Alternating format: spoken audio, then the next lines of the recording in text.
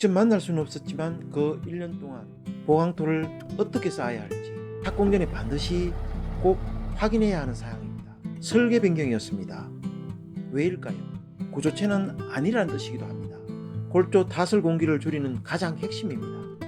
삐딱한 시선으로 보기 때문에 이런 사람들이 정말 경험 많은 진짜 엔지니어가 아닐까요? 초과하는 구조 설계를 거의 본 적이 없습니다. 밖에서 구경만 하라고 했습니다. 잠은 야방 이모가 가져왔습니다. 무심결에 바이브레이터를 대버리면 벌어지면서 터져버립니다. 붕괴될 수도 있기 때문입니다. 골조 공사에 얼마의 비용이 들었을까요? 2편을 기대해 주십시오. 곽수장입니다. 서포항 IC 인근에 있는 전원주택 건축 문의를 카톡으로 처음 접한 것이 20년 12월 21일입니다. 거의 1년이 되었네요. 직접 만날 수는 없었지만 그 1년 동안 건축주는 토목 건축 설계를 하셨고 토목 공사를 묵묵히 진행하신 것입니다. 성토를 어떻게 해야 할지, 보강토를 어떻게 쌓아야 할지 저의 의견을 존중하면서 따라주셨습니다. 사실 왕부담이었지만은 성토를 할 때는 25돈 덤프에 골재를 상차한 상태로 왔다 갔다 하고는 하차를 하랬더니 정말 충실히 그렇게 하셨답니다. 제가 여기 대지를 방문했을 때 성토한 땅이 딱 봐도 충분히 침하되었다고 느껴질 정도로 부분 푹푹 꺼져 있었습니다. 21년 11월 1일 주택 위치를 확정하고 11월 10일 야리가다를 멜 때까지 거의 1년 세월을 묵묵히 기다려 주신 겁니다. 제게는 너무나 황송한 일이었습니다. 제가 뭐라고 이럴 때마다 마치 빚진 사람처럼 건축주에게 미안한 마음으로 큰 마음의 부담을 안고 주택 시공을 시작을 해야 합니다. 두 건축주분께 양해를 구하긴 했지만은 하동 전원주택의 마감을 하면서 포항 전원주택의 골조를 동시에 진행하는 일은 늘 송구스럽기도 했지만은 포항 하동 간 270km의 거리를 왔다 갔다 하는 일은 너무나 버거운 일이기도 했습니다. 한 분은 포항에서 한 분은 하동에서 거의 1년을 기다려 주신다는 것이 뭐라고 말씀을 드려야 할지, 어쨌든 포항의 날씨가 영하권으로 떨어지기 전까지 골조를 완성하기 위해서는 겨우 한 달 내외의 시간이 주어진 셈이었습니다. 이것도 터세라면 터세지요. 논밭 성토를 할 때는 공육에다 25돈 덤프까지 잘 다니다가 공사한다니까 저렇게 현장으로 오는 다리를 보강하랍니다. 그것도 이장님이 직접 현장으로 오셔서 공식적으로다가 제 마음속에는 청개구리 같은 심보가 있어서 이럴 때 갑자기 하기 싫어집니다. 그래도 제가 안 하면은 건축주를 괴롭히기 때문에 보강을 했습니다. 25돈 앞사바리에 흙을 가득 실으면 40톤 정도의 중량이 되지만은 레미콘 차량 총 중량은 26톤 정도에 불과합니다. 15톤 덤프도 비슷하지만은 수로의 높이는 정확히 3950mm입니다. 레미콘 차량은 여유가 있지만은 험브카의 높이는 정말 아슬아슬합니다. 사실 진입로 때문에 RC 건물을 지을 수 없는 땅도 많이 있습니다. 착공 전에 반드시 꼭 확인해야 하는 사항입니다. 평면과 형태에 대해서 건축주와 많이 협의는 했지만은 착공용 도면을 받아보고 착공을 하기 위해서 제가 제일 먼저 한 일은 설계 변경이었습니다. 왜일까요? 설계 변경 전 도면입니다. 언젠가 다른 영상에서 언급한 적이 있는 이 도면대로 시공하기 위해서는 7번의 타설을 해야 합니다.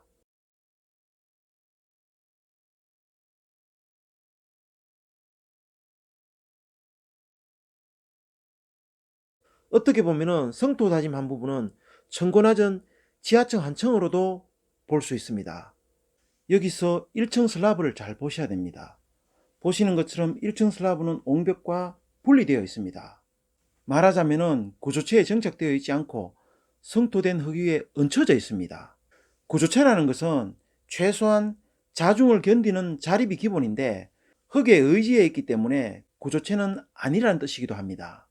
이렇게 할 수밖에 없는 가장 큰 이유는 첫째, 기초보의 바라시는 해야 하고 둘째, 1층 슬라브의 하부 거푸집은 해체할 수 없다는 데서 출발을 합니다. 성토된 흙 자체가 1층 슬라브의 바닥 거푸집이 되는 셈입니다. 단지 바라시할 필요가 없는 바닥 거푸집이지요. 여기서 하나 더. 1층 슬라브는 사실 구조체가 아니기 때문에 처짐에 의한 크랙 정도만 견딜 수 있으면 됩니다. 즉 상하부근이 아닌 하부근만 해도 충분합니다. 1층 슬라브가 옹벽을 통해서 그 하중을 기초에 전달하는 것이 아니라 성토된 흙을 통해서 매트 기초로 바로 하중을 전달하는 것이지요. 차라리 성토된 흙을 충분히 다짐하는 것이 더 좋지 않을까요? 일종의 슬라본 그레이드입니다. 그래도 옹벽은 흙의 처갑 정도는 충분히 견뎌줘야 되겠지요. 설계 변경을 설계자에게 요청을 할 때에는 설계자의 의중을 정확하게 파악을 하고 그 의중을 정확하게 반영한 대안을 가지고 설계자를 설득하는 것은 설계자에 대한 기본적인 예의입니다. 변경 전 도면은 동결 심도를 적용했다고 보기에는 기초의 깊이가 너무 깊다는 것을 정확하게 이해할 필요가 있습니다. 여기는 성토한 땅이고 보강토에서 건축물은 최소한 보강토 높이 이상의 이격을 필요로 합니다. 보강토의 높이가 5m이고 건축물이 보강토에서 4m 이격된다면 기초는 최소한 1m 이상 매립되어져야 되는 셈이죠. 설계 변경 후 도면입니다. 1층 슬라브 뎁스 200, 매트 뎁스 400을 매트 뎁스 600으로 하고 매립된 기초의 깊이 1200은 매트 600에서 헌치 600을 내려서 기초 깊이 1200을 확보했습니다. 변경된 도면을 설계 사무실에 메일로 보내서 검토 요청을 하고 다음날 소장님을 만나 뵙고 승인을 얻었습니다. 7회 타설을 4회 타설로 줄이는 것은 골조 타설 공기를 줄이는 가장 핵심입니다.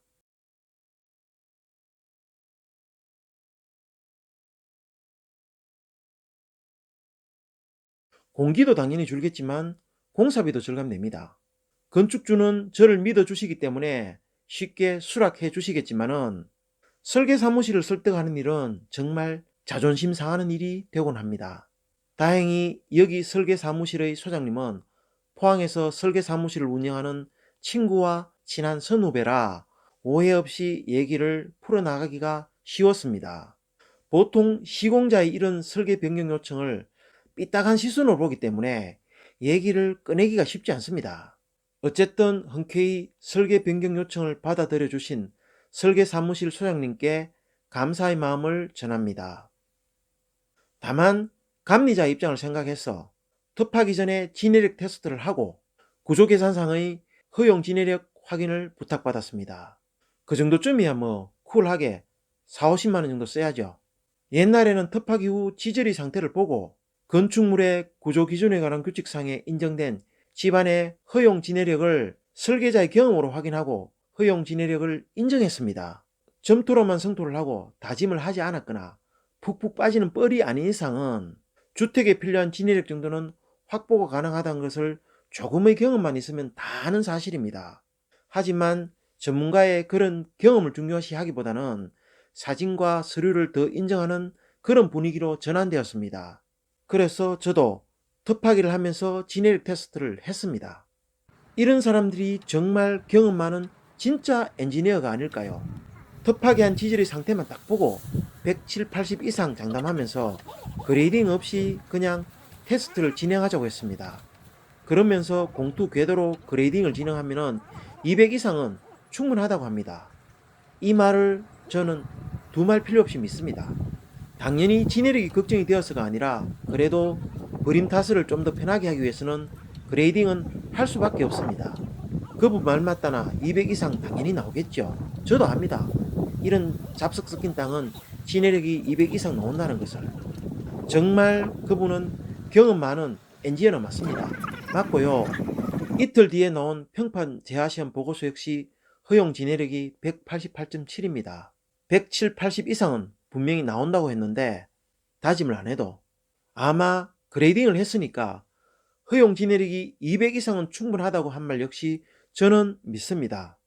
밀양 전원주택 200, 안동 전원주택 100, 경산 전원주택 150, 울산 전원주택 200, 포항 전원주택 150. 보시는 것처럼 규모나 구조체와는 상관없이 허용 진해력을 임의로 가정한다는 것을 알 수 있습니다.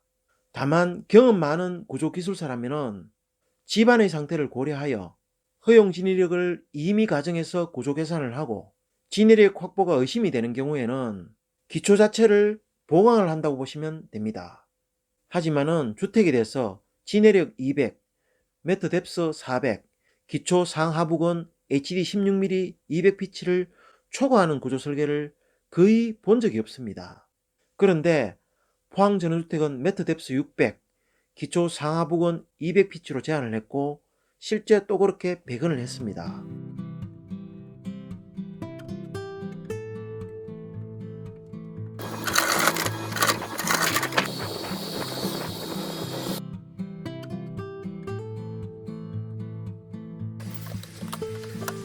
철근의 피치는 16mm 200입니다. 다 아시겠지만은 상부근과 하부근은 포개지는 형태가 아닌 엇갈리는 배관을 합니다.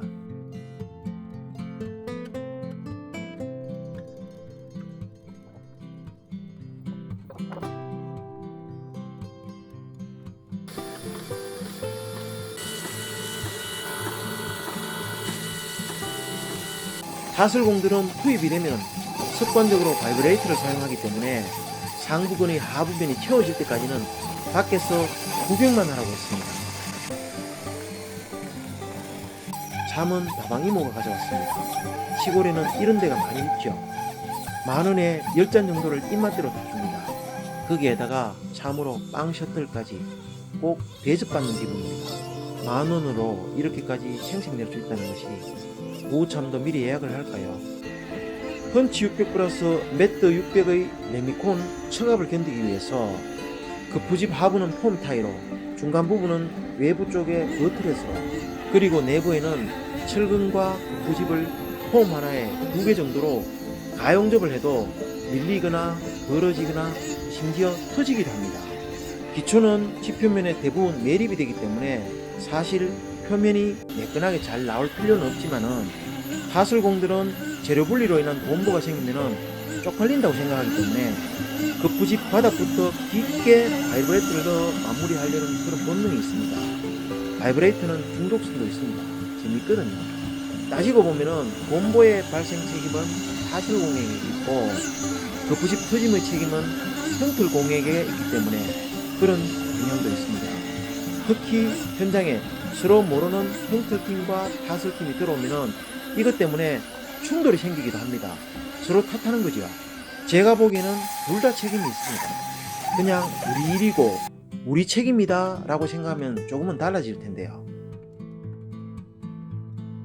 타설 중 배부른 부분에 대기 중인 형틀 목수에게 보완을 부탁드립니다. 저 정도의 미세한 배부름은 가까이서는 절대 볼 수 없습니다. 제 같은 좀 멀리서 지켜보는 입장에 있는 그런 사람이 가장 발견하기가 쉽습니다. 저렇게 조금 배부르지만은 무심결에 바이브레이터를 대버리면은 벌어지면서 터져버립니다. 참고로 여기 현장에서는 길이가 가장 긴 면입니다.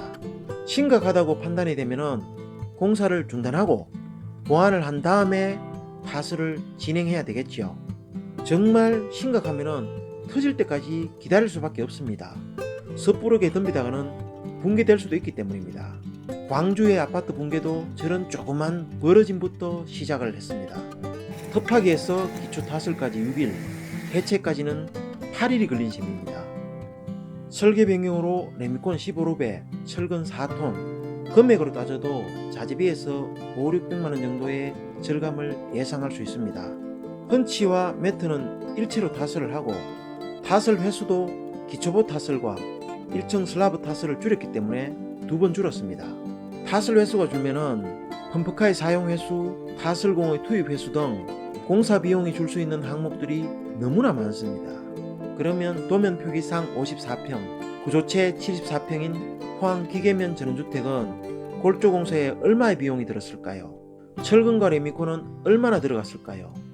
2편을 기대해 주십시오. 끝까지 시청해 주셔서 감사드립니다.